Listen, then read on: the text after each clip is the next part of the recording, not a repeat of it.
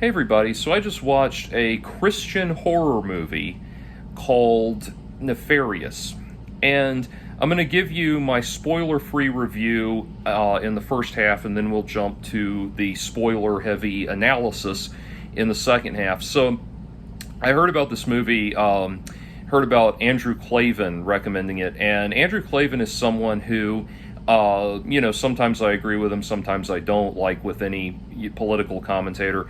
But when he talks about, he is a writer and a novelist and an award-winning novelist, and so when he talks about, and a screenwriter, and so when he talks about cinema and literature and that sort of thing, I'm very interested to hear his takes. He always has good takes. He also does good commentary on video games. It turns out he's a gamer and he's a huge Diablo fan, so hell yeah, he and I would definitely bond over drinks if given the opportunity. But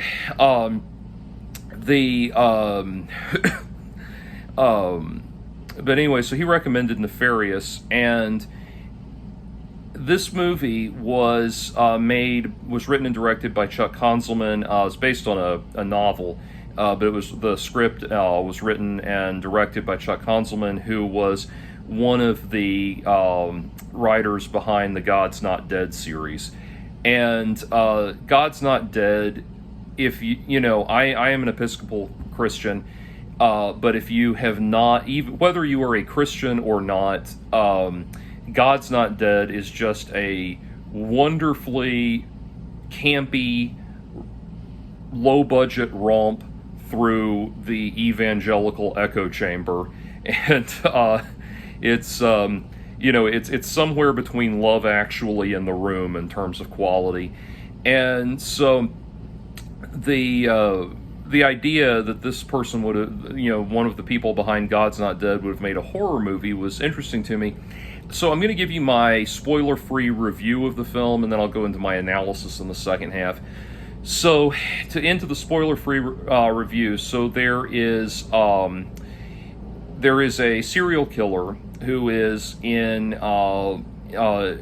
maximum security prison waiting for his execution, and on the day of his execution, he has to be evaluated by a mental health professional, a doctor who will come in and evaluate whether or not he is mentally competent to be executed, because they cannot execute the mentally incompetent. So, it's an interesting setup. The condemned man is played by Sean Patrick Flanery, or Flaherty. I feel like I always say it wrong, but anyway, if you remember him from the Boondock Saints. And the doctor is played by, apparently I think he was on Entourage. I never watched Entourage, so I don't really know what he's from that. I just thought he looked like bewildered Michael Knowles. But anyway, I have to say, they got two good leads, and I'll get into that in a minute. But anyway, the premise is the whole thing. It's not really a horror film. It's more of like a supernatural psychological thriller. But there's not like, gut-splattering violence or slasher, Michael Myers type stuff. There's none of that. It's really mostly just dialogue.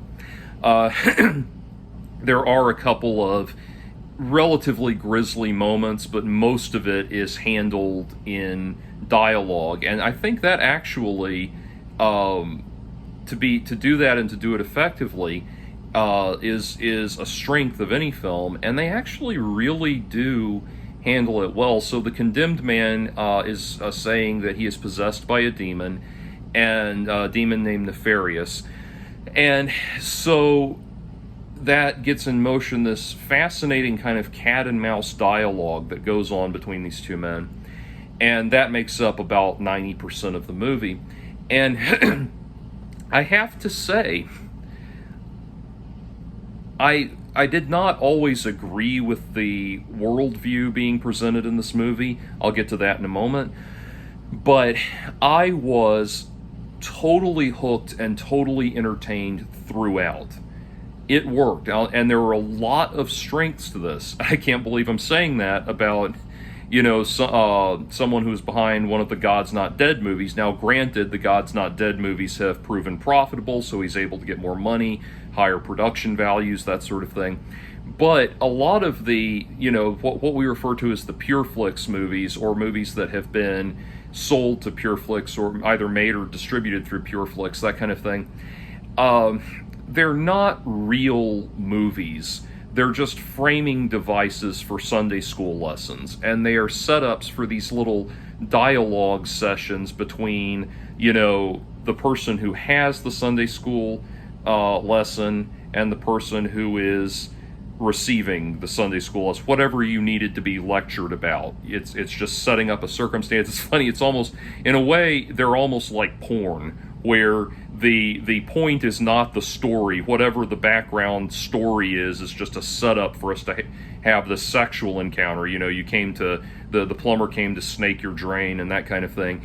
By the same token, in the God's Not Dead movies, whatever the story, background, character, story, arc, development, all of that, it's just a circumstantial setup to have the dialogue that the Sunday school lesson that they needed to have. So yeah, it's the God's Not Dead movies are Sunday school porn. That's the blurb you should the main thought you should take away on that. But anyway, it's that same kind of weak structuring, framing device structuring for a series of lessons. There were certainly forays in this movie. They did it better, and it's based on a novel. They have an actual storyteller that they're adapting from, working with and adapting from, and they did it. It worked better. There was a better build-up. Oh, and I was about to say, one movie that's currently being distributed on Pure Flix that's not by Pure Flix that I highly recommend is C.S. Lewis, The Most Reluctant Convert. Absolutely phenomenal, beautiful, amazing biopic about C.S. Lewis, and Max McLean does an amazing job. Highly recommend that, and I bring that up because Fellowship for the Performing Arts is one Christian. They're primarily a theater company, and they're now getting into film. They're one Christian entertainment enterprise, if you will, that does phenomenally good stuff. Phenomenally good. I went and went to Emory University here in the Atlanta area and saw their live stage production of the Screw Tape Letters, and it was so they did such. You go in, the stage is just done beautifully, and it was while you're filing in, the PA was playing One of These Days I'm Going to Cut You Into Little Pieces by Pink Floyd. So yeah, they really had fun with it. Anyway, that's a side note, but I recommend that. But anyway, so this movie, I have to say, they did not do the Sunday school porn setup, framing device setup for just Sunday school lessons. This was an actual exchange of dialogue with a really powerful mounting sense of tension, a mounting sense of dread. And whether you are, a spiritual person or not, they do a good job of kind of redirecting throughout, so that you're never totally sure of where this is going. I did kind of figure out one thing that I'll get to in my the spoiler half of this video. But for the most part, you're wondering, where is this going? Where is this going? Where is this going? And and I say that because even when the morality of the exchanges between these characters was, they were expressing a worldview that I don't necessarily agree with, they still did a great job from a dramatic standpoint of ratcheting up the stakes continually. And so, if you suspend disbelief and give yourself over to the film, it really is effective. And I was just really impressed with that. So, and it's I think they only had about $1 million to make it, so not a huge budget, but it actually looks really good. It's really well shot, really well lit. They do some good stuff with dramatic lighting and that sort of thing, and the cinematography was good. But ultimately, what it comes down to is these two leads. These are two good actors, and they played off of each other really well. And Especially props to Sean Patrick Flanery, who has to play it's not a giveaway that yes, this is in fact a demon. Obviously it is. But the Sean Patrick Flanery, who has to play not only the demon Nefarious, but also the man that he's possessing. And the way it feels like whoever's in charge, whichever one of them is speaking, the other one is trying to push through, and it's a really cool effect. Really, really good performance, and a equally good performance from bewildered Michael Knowles, I have to say. Well, maybe not equally as good, because it's really not. He's really there as kind of the straight man, as kind of to react to this Nefarious character and everything. But just from a storytelling standpoint, I really liked it, and I would actually recommend it. I would recommend the movie.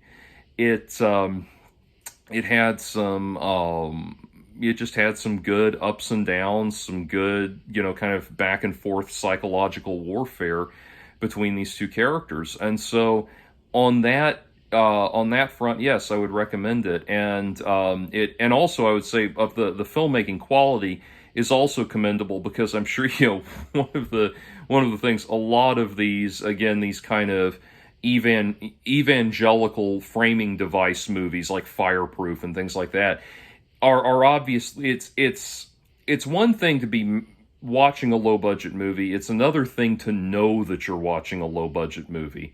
With this, they really did a good job of making you forget that you're watching a low budget movie. It was put together in such a way that you're able to lose yourself in it. If you want there's plenty of examples, Fireproof and things like that, of just the laughably bad propaganda, evangelical propaganda masquerading as movies kinds of things. But this one did it really well. They did a really good job with the whole thing. So I was very impressed. And we, like I said, I am recommending it. I think it's enjoyable and fascinating, and definitely something that would get people talking. Now I'll turn it over to the spoiler-heavy and analytical part of this review, or this commentary, and that is that, what we are presented with when the doctor starts, James, as he's called, sits down and starts talking to Nefarious, the demon. He's told, before the day is over, you will commit 3 murders. And so gives him this kind of prophecy. Or you will have committed 3 murders. Sorry, not you will commit, you will have committed 3 murders. Very, very critical thing. So the first thing the Nefarious brings up is again, this is one of those things where whether or not you would agree that these things are murders does depend on whether or not, more or less, whether or not you're already on the side of the people that this movie was made for, the people that it was marketed to. And that's where I had to suspend disbelief a little bit, because the first thing he says, he brings up the fact that James, the doctor, had previously taken his elderly mother, who was terminally ill, had her allowed her to be euthanized, or had given apparently had some kind of power of attorney and made the decision to have his mother euthanized, and that is portrayed as a murder. And Nefarious tries to get under his skin with all of that. Holding her hand in the hospital was just getting to be too much, wasn't it? That was too much for you, and you just had, and they says, oh, and I'm sure the fact that she was worth $3.6 million that you were going to inherit, that had nothing to do with it at all, did it? And so that's supposed to be a murder. And I had a real problem with that, because it's one of those things, they tend to, when evangelical groups try to invoke their morality into a narrative like this, they very rarely acknowledge any kind of moral or ethical middle ground or gray area in anything. So anybody who would dare to have an elderly relative euthanized is heartless and impatient and shallow, and or is portrayed, I should say, is portrayed as being heartless and impatient and shallow and self-interested and badly motivated and all of that. And it's kind of like, over the pandemic break, I was going back and like just going, on a big nostalgia kick, getting into things I grew up with. And one of the things I looked back at was I watched all of the animated series of Adventures in Odyssey, which is a Christian children's program. And I watched the animated episodes when I was a kid. I'd never heard the radio broadcast, so I listened to some of the radio broadcast. And one of the things that really irked me, obviously, this is, it's focused on the family, so they are very much in favor of traditional heterosexual family, nuclear family units and everything. And within the narrative of this series, one of the things that happens, the concept of divorce is addressed within the series, but it's always done in the context of, if your parents are getting a divorce, it's because if your parents are getting, the messages are always, if your parents are getting a divorce, it's because one of them hates the other one of them wants to hurt the other one, they don't care about you, they don't love you enough. And don't worry, I mean, in the course of the episode, Whit shows up and or somebody, and convinces them that they should actually give love and compassion another shot. But it's always that. It's never that this actually, while this is not a desired outcome, this is unfortunately a very necessary outcome. That there are realities that one parent can be emotionally or physically abusive. That one parent could be, one parent could be incompetent to raise children. There are all kinds of reasons, valid reasons, that the narrative does not acknowledge. And in refusing to acknowledge that, as with this Nefarious thing, in refusing to acknowledge that, it kind of smacks a whole range of people in the face. And I'll tell you what I'm talking about. When my granddad on my mother's side died, he had Alzheimer's, and it got to a very, very, very, very severe point. And he had made it clear in his will and his wishes and everything that if there was no quality of life, he wanted to be allowed to expire on his own, And so he was, by the way, a Southern Baptist minister before you think he was some kind of, tambourine shaking hippie or something. But anyway, he was a Southern Baptist minister. When he died, it had developed to a point where he was bedridden. He had no concept really of anything that was going on around him. He did not recognize anybody. He did not know who he was. He did not understand or know anything. And there was absolutely no way, if he had continued down that path of continuing to live that way, one, his health was failing already to the point that he would not have lived much longer, but also he would have had to go on living in a very frightened, scared existence, a existence with no dignity, an existence with no hope, and a very painful, awful existence. And I can tell you, for my mother and my aunt, it was devastating to give that. It was horribly devastating to give that order. But they knew that there's no possible way to come back from this. And the Alzheimer's was at such a point that he would not have been able to, there was nothing left. And it was only a person suffering, and a person who could be made to suffer more, versus a person whose suffering could be brought to an end, brought to the end that it was inevitably going to come to anyway. And what they had to do legally, they could not legally just give him lethal injection or something like that. The only thing that they could do was put him on a ton of pain medication and let him starve and dehydrate to death. And so, I would have to lay that before the creators of this film, well, wait a minute, what? So he was not executed per se. There was not an action taken that specifically immediately and instantly ended his life. It was just, they just withdrew the medical devices and medical procedures that were keeping him alive and allowed him to expire. And it was a death that he wanted, and it was a death that was inevitable anyway. This was just trying to end his suffering. And in the eyes of the morality presented in this movie, that was a murder. That was a heinously evil thing to do. Meanwhile, I have to assume, if we were to consider someone like, Mother Teresa, who ran the Center for the Dying in Calcutta, where she allowed dying people to have no medication whatsoever,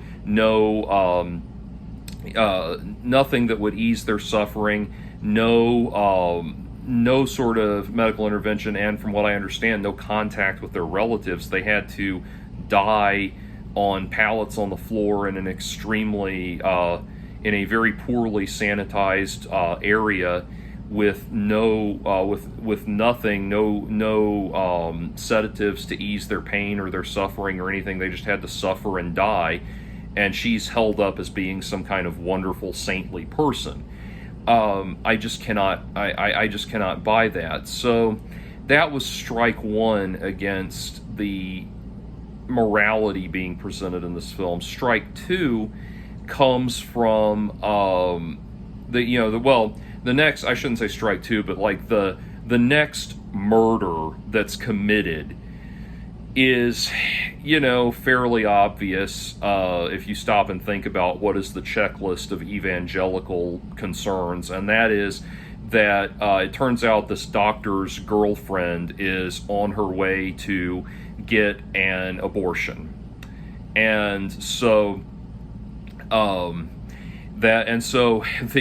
I want to say, by the way, just from an acting standpoint, there's Nefarious the demon pauses and becomes very, smug and satisfied as the abortion is supposedly happening right as he's talking, and then he stops and he does this, and all of hell rejoices. It's great. Like, man, I'm not kidding. Like, the acting is good. It's just this just horrific gut punch of emotion. Like, he really nails it. So I can't say enough about how much I enjoyed the acting between these two characters, the performances between these two characters. But anyway, so again, it's one of those things where, so the setup is that the doctor again is a callous asshole who is just playing this woman and has no intent. She thinks that by getting an abortion she'll save the relationship,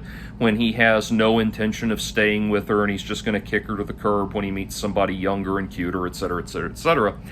And so once again we come back to the inevitable thing of they are so fixated on their right to life morality that they cannot comprehend any gray area whatsoever.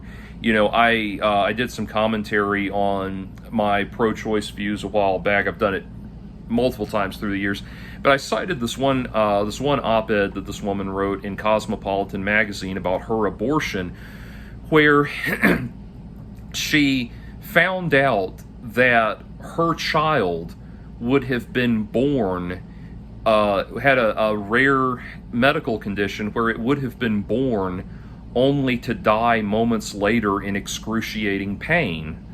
And they thought about it and thought about the options of it and decided that a termination, an abortion was the best way to go. And so things like that. And they decided to go that road because she and her husband, conferred on it, and they felt that it would not be, it would not be right to put the child through that kind of that kind of suffering for only a few moments of existence, to die in excruciating pain. And then on top of that, she personally was just horrified at the idea of having to spend 9 months telling people that, no, we're just waiting for this child to be born so it can die. And that's, I think, a very reasonable level of suffering that someone should not have to endure. And this is where I get irritated with people like Robert Barron, as fascinating as he is. I get tired of people like Bishop Robert Barron saying, what you should be doing is trying to find some meaning in that suffering. Oh yes, yeah. My granddad, who was dying a horrible and humiliating death, should have been focused on finding meaning in that suffering, even though he had a mind that was not capable of comprehending anything. And that's where I really get irked by, traditional Catholicism, by evangelicals, that sort of thing, where it's like their idea of compassion is telling you, well, how dare you not want to suffer? That kind of thing. And then there's other, I could go on, there's other examples that I could cite, but again, there's no room for any middle ground. In their worldview, not only is abortion never okay, but the people who would pursue it as a recourse, as an option, would never, or can never be motivated by good intentions. They can never have acting out of what they sincerely believe is a desire to do the right thing, anything like that. It has to always be this heinous, callous disregard for the life of the child and that sort of thing. And of course, the thing is, if the reason they can never acknowledge any ethical dilemma on the part of people, on the part of the people who ultimately choose to get an abortion, is because that brings their whole point into the realm of discussion, into the realm of moral evaluation and moral consideration. It's kind of like there's a video where somebody at one of Michael Knowles' speaking engagements, somebody asks him if aborted babies go to heaven, and he says, well, it's complicated because there's limbo, and he immediately jumps off to another question.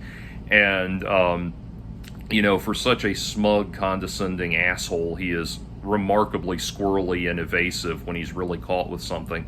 And the thing is, it really, that question is actually very apropos, because if aborted babies go to heaven, then the next question would be, well, that would call into question the spiritual basis for his whole argument and that sort of thing. So there's no willingness at all to engage with moral gray areas, and that was a real problem that I had with the film, because in reality, while good and evil are objective and identifiable concepts, it's like C.S. Lewis famously said that there are basically two types. When it comes to good and evil, there are two types of people who believe that good and evil exist, and good people who believe that good and evil exist, and then people who just go on and on about how it's impossible to define what evil is. And so acknowledging that good and evil exist is not incongruous with accepting the reality that you are going to find yourself in morally compromising dilemmas in life. In fact, that's going to be most of the dilemmas you find yourself in life. And sometimes you have to choose between two undesirable outcomes. And I want to say, though, that their line of reasoning and their line of thinking is not lost on me, because you've been sitting on my knee the whole time, and then the nanosecond I need you for a prop, you just have to go somewhere. Anyway, those who follow my channel know that recently, back in April, Mitzi suddenly became very, very sick, and I was in the first place I took her to were some truly vile, heinously evil bastards that lied to me about her condition, the nature of her condition, and the severity of it, and made it sound like she was right at death's door and I needed to pay them to put her down, or there was another option, which was I could have applied for emergency credit and paid them almost $5,000 to perform an operation that they were emphasizing was very, very unlikely to succeed. And even if it did, she would need to be monitored day after day after day for a week with an IV drip at their facility, and that would just run up the bill all the more. And they were just really, really stomping on me about how much this was going to cost, and it would just be easier for me to pay them over $300 to put her down. Well, $300 to put her down, and then also have her cremated in a group cremation where I don't even get the urn with the ashes. And yeah, those people are callous bastards. And thank God I was able to, in all of my fear and all of my panic, realize just from looking at Mitzi that she was not at death's door, she was not dying, and take her to a proper veterinarian that performed the operation, removed the pyometra from her uterus, and spayed her as well. And now she's alive and healthy and happy. So there are people that are badly motivated and self-interested, and there are truly evil people out there. But not acknowledging the difference between truly evil, heinously evil people and people who are in a situation where they have to choose between two undesirable outcomes is not helpful. If I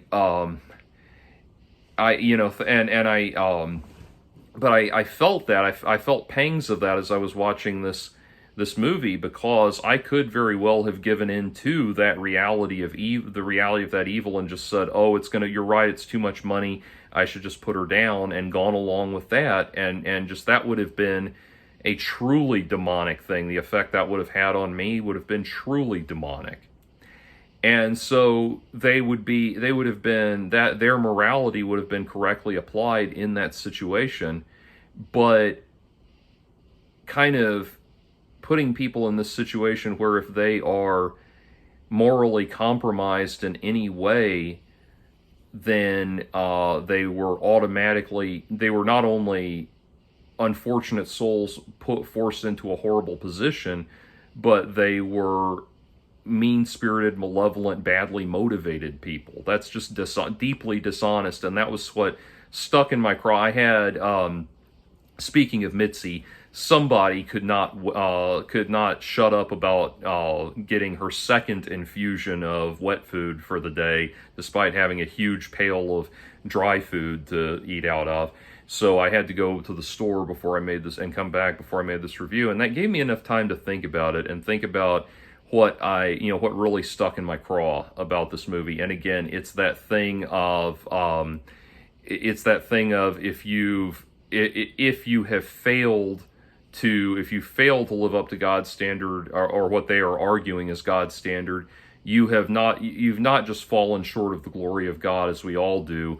You are a really awful, vile, heinous piece of shit person, and you just sit there and feel bad about yourself.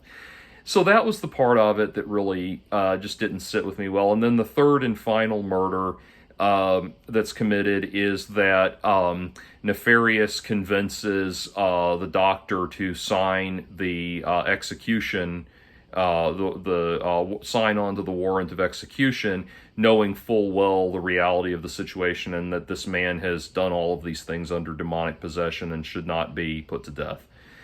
And the man is executed. And the execution scene is very well done. And again, they did an excellent job of ramping up the tension in that. Man, I mean, the only time I think I've seen an execution done more effectively in a movie was in Lars von Trier, Dancer in the Dark. And I mean, it was really, or I should say, like a prison state execution kind of thing like that. It was really intense. It was really well done, and it was not done by being overly graphic. It was done through the pacing. It was done through the deliberate mounting of tension and everything. And And all of these things, little things that just get under you. They emphasize little things that just get under your skin, like telling the condemned man that he's been granted the privilege of walking under his own power to the electric chair. It's just, there's something about that, emphasizing those little things, really ramped up the tension. They did a good job. There is an ending. The ending, I won't spoil the very, very final ending, but it's, suffice it to say, obviously there's, we're going to work a miracle in here at some point. It's going to end with a miracle. And the what the demon ultimately wants is he's going to the demon Nefarious has written this manifesto that he wants the Doctor to publish, and the idea is going to be that the demon is going to be executed and resurrected like Jesus, so that they can have their Christ story, and the Doctor will be the person out there evangelizing this new this new satanic scriptural stuff and everything, and so that aspect of it is not terribly surprising. But again, I have to give credit where credit's due. The dialogue itself, the playing off of these personalities, very well realized acting, and achieved a remarkable amount of efficacy, if you will, or effective filmmaking on a very low budget. So all in all, I would say, yeah, it was enjoyable, and it was not just enjoyable, it was riveting, it was captivating, finding out where this is going and everything. I don't know if having watched the spoiler part of this before seeing the movie will have ruined it for you, but in any event, it at least points towards the possibility that these movies can actually be entertaining, that they're not just they're not just, like I said, porno framing stories for framing devices for Sunday school lessons. They can be actual films, and they can be actually entertaining and actually interesting in and of themselves. So that's good. That I appreciate, and would recommend it on the strength of that alone. That said, I just saw a really good movie on Prime the other night called The Fair, that I thought was infinitely better than this, and also dealt with really cool aspects of spirituality and that sort of thing. So anyway, peace.